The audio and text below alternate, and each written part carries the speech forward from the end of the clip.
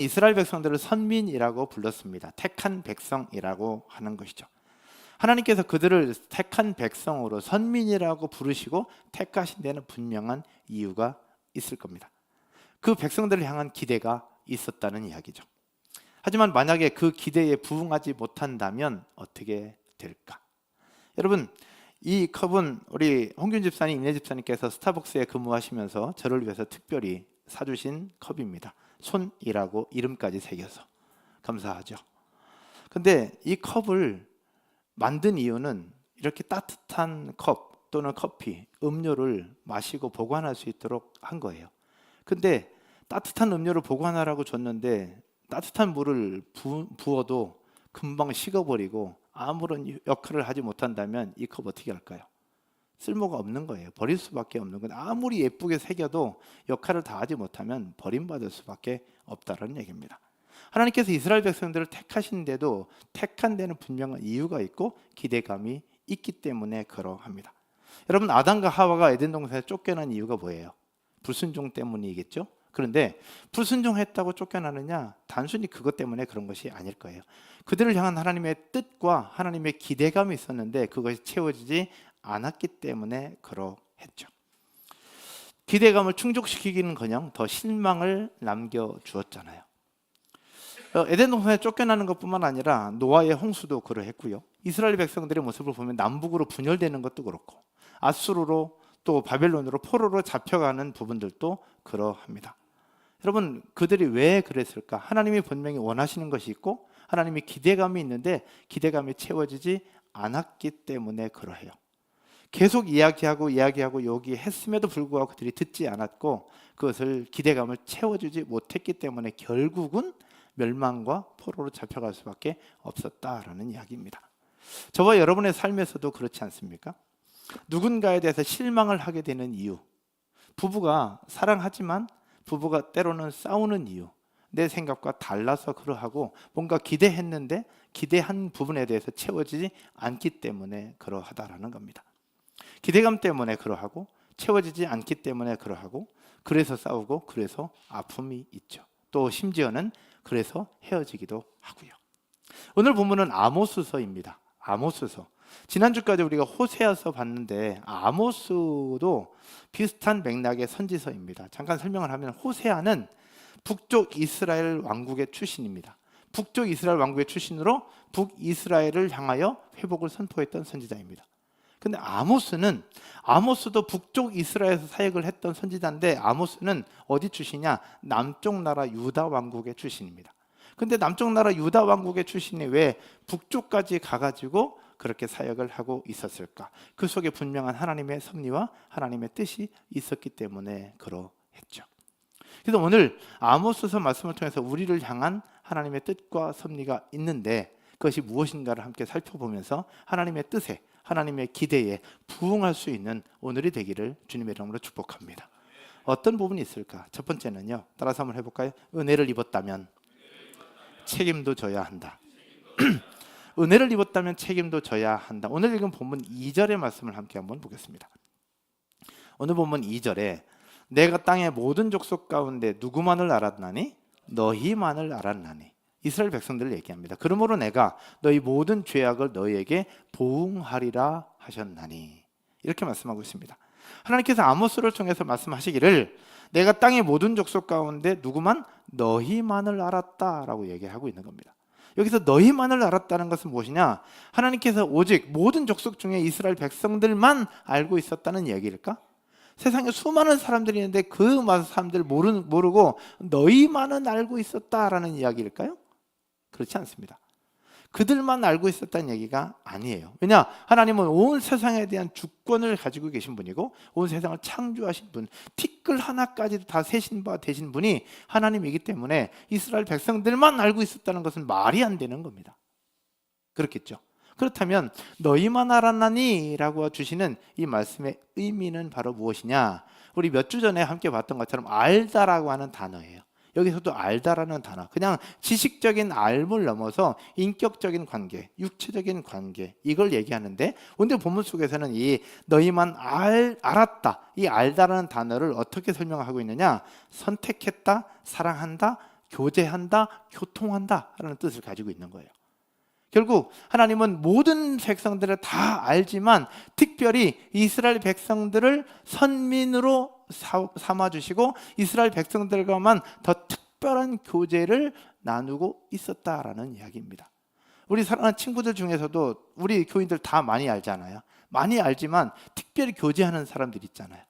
특별한 관계를 맺고 특별히 마음을 나누고 특별히 더 교제하는 사람들이 분명히 있잖아요. 모두가 다 알지만 특별히 관계하는 사람들, 즉 하나님께서는 모든 족속들을 다 주관하시지만 이스라엘 백성들을 특별히 생각하시고 특별한 관심과 특별한 교제를 나누고 있었다라는 얘기예요. 그런데 특별한 교제를 나누고 있었던 너희가 죄악 가운데 빠짐으로 나를 배신했다라는 이야기입니다. 잘 모르는 사람들이 뭐 딴짓 하면 우리는 별 관심이 없어요. 근데 나랑 친했던 사람인데, 나와 함께 마음을 나눈 사람인데 그 사람이 나를 떠나서 다른 사람과 다른 누군가와 교제를 하고 그들에게 마음을 주고 있다면 우리는 서운할 수밖에 없다는 얘기예요. 하나님은 지금 그걸 얘기하고 있는 겁니다. 실제로 세상 역사를 볼 때 하나님은 이스라엘만을 선택하셨어요. 그리고 사랑하셨고 그들과 교제하시며 교통하셨습니다. 이것은 이스라엘 백성들에게 입장에서 볼 때는 어마어마한 특권입니다. 왜냐하면 여러분, 대단한 누군가를 내가 알고 있다, 아니 나만 알고 있다, 그러면 어깨가 들썩일 만한 일이 아닐까요? 혹시 여러분들 가운데 그런 부분이 있습니까? 다른 사람들이 잘 몰라, 근데 나만 알아, 나만 알아. 그러면 어마어마한 특권입니다. 우리 얼마 전에 싱어게인 3에서 우승했던 홍이삭, 저를 여러분 모르잖아요. 저도 잘 몰라, 방송으로만 알아. 근데 홍이삭이라는 가수의 친구 누구야? 심다소 선교사님. 어깨를 들썩일 만한 거예요. 그래서 아마 내년 4월에 다소 선교사님과 태국에 있는 교회 학교 교사 선생님들이 한국 방문하면서 저희 교회 탐방하실 것 같아요. 내년 4월쯤에. 그래서 저는 바라기는 그때 다소 선교사님의 특권으로 홍이삭을 한번 불렀으면 좋겠다. 이런 게 특권이라는 거예요. 이게 특권인 거지. 다른 사람들은 알지만 특별한 관계나 교제가 없어서 부를 수가 없어요. 그러나 그 사람만의 특별한 관계를 통하여 부를 수 있는 것, 이야기할 수, 이게 특권인데 이스라엘 백성들이 바로 그걸 했다는 겁니다. 하나님이 그들을 특별히 선민 삼아주시고 백성 삼아주시면서 특별한 교제를 나누고 있었던 모습이 그들 가운데 있었다라는 거죠. 백성들은 그것을 누리고 있었고요. 근데 그들에게 주신 특권이 어떻게 생겼느냐라는 겁니다. 어떻게 생겼느냐? 이스라엘 족속이 뭔가 뛰어나거나 대단하거나 뭔가를 많이 해서 생긴 것이 아닙니다. 그냥 따라서 한번 해볼까요? 전적인 하나님의 선택이었고 하나님의 은혜였다. 왜? 그들은 대단한 나라도 아니에요. 대단한 나라도 아니야. 그리고 더군다나 가장 작은 족속의 하나일 뿐만 아니라 다른 민족의 노예 생활을 했던 백성들이 이스라엘이에요. 지금도 아주 조그만 땅덩어리입니다.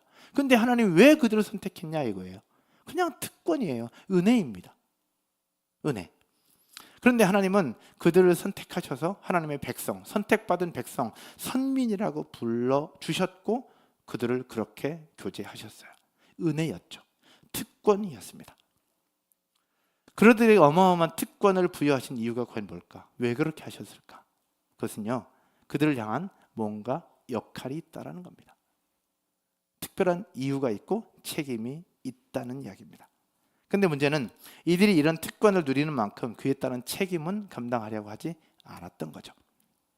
여러분, 특권은 책임이 따르는 법입니다.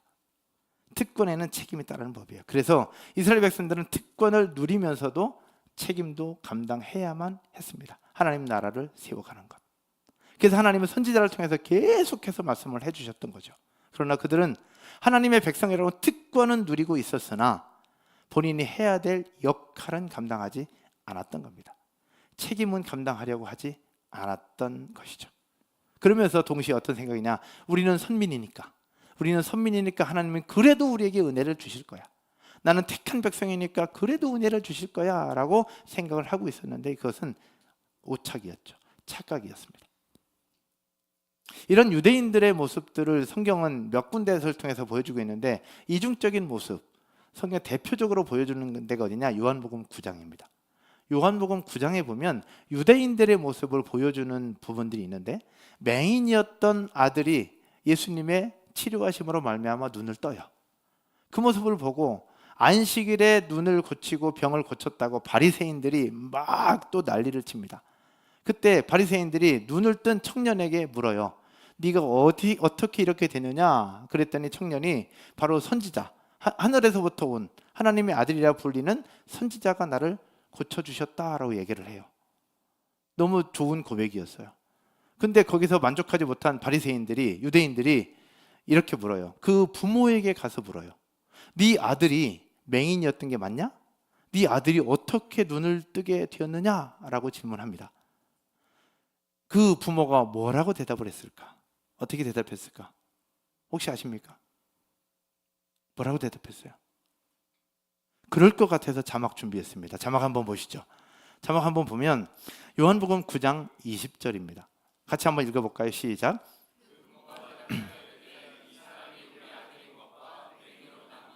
아나이다. 안 돼요. 그러면서 21절에 뭐라고 대답하느냐? 그러나 지금 어떻게 해서 보는지 또는 누가 그 눈을 뜨게 하였는지 우리는 알지 못하나이다. 그에게 물어보소서. 그가 장성하였으니 자기 일을 말하리이다. 아멘이라고 하기 어려울 만큼 여러분, 부모가 이렇게 얘기합니다. 여러분의 자녀가 눈을 뜨지 못하다가 보지 못하다가 봤다면 여러분들 어떻게 하겠습니까? 여러분이라면 어떻게 하겠어요? 온 동네방네 돌아다니면서 떠들지 않겠습니까? 예수님이 고쳐주셨다고, 예수님이 고쳐주셨다고, 할렐루야, 예수님 믿으라고. 그게 정상이잖아요. 근데 이 부모들은 지금 어떻게 하고 있는 거예요? 그걸 거부하고 있는 거예요. 그거 장성하였으니 물어보라고. 왜 그랬느냐? 이유가 있어요. 그 하나님의 백성이라는 특권, 유대인이라는 특권은 누리고 있지만 그 책임은 감당하기 싫었던 거예요. 왜 그랬느냐? 그 다음 절을 한번 볼까요? 22절과 23절입니다. 온라인으로 예배하시는 분들도 함께 읽겠습니다. 시작. 그 부모가 이렇게 말한 것은 이미 유대인들이 누구든지 예수를 그리스도로 시인하는 자는 출교하기로 결의하였으므로 그들을 무서워함이었더라. 아멘. 유대인들은 예수님을 인정하는 그 순간 유대 사회에서 출교됩니다. 박탈됩니다. 제가 이스라엘에 있을 때 이스라엘에 있는 기독교인들이 숨어서 예배를 드려요. 제가 가서 예배 드렸던 곳도 하나의 극장에서 드리는 곳이었는데 숨어서 드리는 예배였어요. 그래서 왜 숨어서 드리냐 그랬더니 유대 사회의 그 공통점 중에 하나가 뭐냐면 유대인이라고 하는 특권이 있어서 나라의 지원을 다 받아요. 교육비부터 모든 걸 지원 다 받는 거예요. 그러나 예수 믿는다고 인정하는 그 순간, 커밍아웃 그 순간 모든 혜택이 다 사라진다고 얘기하더라고요. 그래서 그들은 숨어서 예배를 드리고 그것을 공개하는 사람도 있고 그렇지 않는 사람도 있는 거죠. 여기서 부모들은 예수를 인정하는 그 순간 유대 사회로부터 박탈될지 모른다는 두려움이 있었던 거예요. 출결될지 모른다는 두려움이 있었던 겁니다. 그래서 그 중요한 순간에 예수를 인정하지 않는 거죠. 특권은 누리고 있지만 그 특권에 맞는 책임, 그 은혜 받은 자가 해야 될 그 고백은 하지 않으려고 하는 그들의 모습을 보여주고 있었다라는 겁니다. 사랑하는 여러분, 하나님께서 누군가에게 특권을 주셨다면 동시에 거기에 맞는 책임도 요구하고 있습니다. 다르게 표현해서 우리가 하나님의 은혜를 입었다면 하나님은 그 은혜를 보답하고 역할을 감당하라고 책임도 함께 주신다는 사실을 기억하기를 주님의 이름으로 축원드립니다. 누가복음 12장 48절에 이렇게 말씀을 하고 있습니다. 함께 볼까요? 무릇 많이 받은 자에게는 많이 요구할 것이요 많이 맡은 자에게는 많이 달라 할 것이니라. 이게 예수님께서 주신 말씀입니다. 많이 받은 자에게는 많이 요구할 것이다. 많이 맡은 자에게는 많이 달라 할 것이다. 미국의 하비랍이라고 하는 아주 큰 회사가 있습니다. 예전에 한번 소개한 것 같은데 하비랍이라고 하는 유명한 회사, 공예품 회사인데 우리로 얘기하면 다이소 같은 회사예요. 근데 이 회사의 규모가 어떻게 되느냐? 규모가 우리나라 한샘이라고는 회사의 100배. 한샘이라는 회사의 100배. 그 회장인 데이비드 그린 회장님이 있습니다. 근데 데이비드 그린 회장님이 600불 가지고 회사를 시작을 해서 지금은 그렇게 어마어마하게 커졌는데 그분이 아주 신실한 크리스찬입니다. 하비라비 회장이었던 데이비드 그린이 뭐라고 얘기를 하느냐? 내가 이렇게 성장할 수 있는 것, 우리가 이렇게 성장할 수 있는 것은 100% 하나님의 은혜였습니다 라고 고백을 해요. 그리고 그분은 그 회사의 수입 중에 일부를 띄어서 학교를 세우고 그 다음에 죽어가는 기독교 학교를 사서 그 학교를 다시 자립하도록 만들어요. 그리고 의과대학을 설립하고 병원을 설립합니다. 그러면서 그 많은 일들을 하고 부활절 때, 성탄절 때 미국 전역에 신문 광고를 내요. 부활절 때는 예수께서 부활하셨다고, 성탄절 때는 예수께서 탄생하셨다고. 그 모든 일들을 하면서 결국 수많은 사람들에게 하나님의 살아계신 것, 예수 그리스도의 부활을 증거하는 일을 하는데, 이분이 몇 년 전에 뭘 했냐면 워싱턴 DC에 성경박물관을 짓습니다. 성경박물관을 짓는데 거기에 6천억 불을 후원해요. 6천억 불. 우리나라 돈으로 계산하기도 쉽지 않을 만큼 6천억 불을 후원하면서 성경박물관을 만듭니다. 이번에 미국으로 누가 갔어요? 재현 집사님, 지선 집사님이 갔죠. 워싱턴이 가깝습니다. 그래서 제가 얘기했어요. 워싱턴 박물관에 나 꼭 가보고 싶은데 거기 가서 보라고. 그런데 거기 가서 보았다고 사진을 보내왔더라고요. 거기 갔다 왔대요. 근데 그 안에서는 사진을 찍을 수가 없어서 밖에서만 찍었다라고 얘기하면서 밖에서 찍은 사진을 보내왔더라고요. 여러분, 데이비드 그린 회장이 그 얘기하는 거예요. 하나님께서 이렇게 주셨기 때문에 나는 이렇게 하는 거다. 결국 하나님께서 주신 이유는 하라고 주시는 거예요. 근데 주셨는데 하지 않고 그것을 나만 싹둑 먹는다면 그건 역할을 다 하는 게 아니라는 겁니다. 여러분, 특권을 누렸다면 책임도 져야 되는 겁니다. 은혜를 누렸다면 책임도 지고 역할도 감당해야 그것이 하나님 나라의 원리라는 사실입니다. 사랑하는 여러분, 저와 여러분의 인생과 삶에도 이와 비슷한 특권과 은혜를 누리고 있다라고 믿습니다. 아멘이시죠? 우리가 예수 그리스도로 말미암아 이런 은혜를 누리고 있는 것, 더 행복한 교회라고 하는 공동체를 누리고 있는 것, 하나님께서 여러분들에게 주신 특권이요 은혜라고 저는 믿습니다. 아멘이시죠? 그렇다면 그 은혜를 누린 자로 우리에게 맞는 역할과 사명과 책임도 감당할 수 있기를 주님의 이름으로 축원드립니다. 사업을 하시는 분들, 직장에서 일을 하시는 분들, 또 우리에게 맡겨주신 자녀들, 하나님께서 우리에게 그런 은혜를 주신 것은 우리로 하여금 감당하라고 주신 거예요. 그래서 은혜는 책임과 함께 갑니다. 특권도 책임과 함께 갑니다. 그래서 은혜와 책임의 양면성인 것이죠. 두 번째, 우리에게 주신 메시지는 이것입니다. 따라서 한번 해볼까요? 하나님과 동행하려면 하나님의 뜻에 일치시켜야 한다. 오늘 읽은 성경 3절 한번 보실까요? 3절. 우리 온라인으로 예배하시는 분들도 함께 한번 읽도록 하겠습니다. 3절요. 다 같이. 아멘. 두 사람의 뜻이 같지 않은데 어찌 동행하겠으며. 3절부터 8절은 수사학적 질문을 가지고 심판의 필연성을 논증하고 있습니다. 한마디로 말하면 세상의 모든 일에는 결과에 맞는 합당한 원인이 있다는 것을 지금 아모스를 통해서 하나님은 보여주고 있는 겁니다. 우리가 성경을 한번 보세요. 자막 띄워줄 수 있으면 좋겠지만 제가 자막을 얘기하지 않았어요. 3절에는 이렇게 얘기합니다. 3절에 두 사람이 뜻이 같지 않은데 어찌 동행하겠으며 라고 얘기하잖아요. 이거 무슨 얘기냐? 두 사람이 함께 걷는 이유를 얘기합니다. 제가 간단하게 설명하면 두 사람이 함께 걷는 이유는 그들이 만났기 때문이며 사자가 울부짖는 이유는 먹이를 잡았기 때문이다. 4절. 5절에 덫이 뛰는 것은 새가 잡혔기 때문이고 새가 덫에 내려앉은 이유는 그곳에 미끼가 있기 때문이다. 성한 사람들이 두려워 떠는 이유는 긴급 상황을 알리는 나팔이 불었기 때문이며 성에 재앙이 임하는 이유는 여호와의 뜻이 있었기 때문에 그러하다라고요. 하나님께서 아모스 선지자를 북쪽 이스라엘에 보내고 말씀을 선포하게 하신 이유가 있다는 겁니다. 남쪽에 있었던 사람, 남쪽 출신이었던 아모스를 왜 북쪽까지 보내가지고 말씀을 선포하게 하고 예언하게 하셨을까라는 거예요. 그건 분명한 이유가 있었기 때문에 그러한 거예요. 그것은 바로 그들에게 닥칠 재앙이 곧 여호와의 뜻임을 알려주기 위해서였습니다. 결국 그들에게 불어닥칠 재앙이 하나님의 뜻이고 이 이야기를 듣고 너희는 돌이켜라. 돌이키지 않으면 결국 너희에게 재앙이 올 것이다 라는 것을 선포해 주었던 겁니다. 그것을 듣고 나팔 소리라고 듣고 깨닫고 돌이키면 재앙이 피해가는 거지만 깨닫고 돌이키지 못하면 결국 그 재앙은 그들 가운데 내려앉게 되는 겁니다. 그런데 역사를 보면 이스라엘 백성들이 북이스라엘 어떻게 했어요? 들었지만 돌이키지 않습니다. 결국 들었지만 돌이키지 않아요. 하나님의 뜻을 알았지만 돌이키지 않아. 그래서 하나님의 뜻은 이쪽이지만 백성들은 이쪽으로 가고 있었던 거예요. 그래서 결국 북이스라엘은 아수르에 멸망당하고 포로로 잡혀갈 수밖에 없었던 거죠. 하나님의 뜻이 이쪽이라는 걸 안다면 돌이켜야죠. 돌이켜서 같은 방향으로 가야 하나님과 동행할 수 있는데 이스라엘 백성들은 알면서도 뒤쪽을 향해서 가고 있었던 것이죠.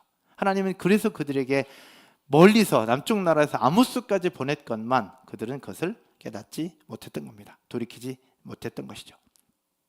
하나님께서는 이스라엘과 만나서 동행하며 함께 길을 걸어오셨어요.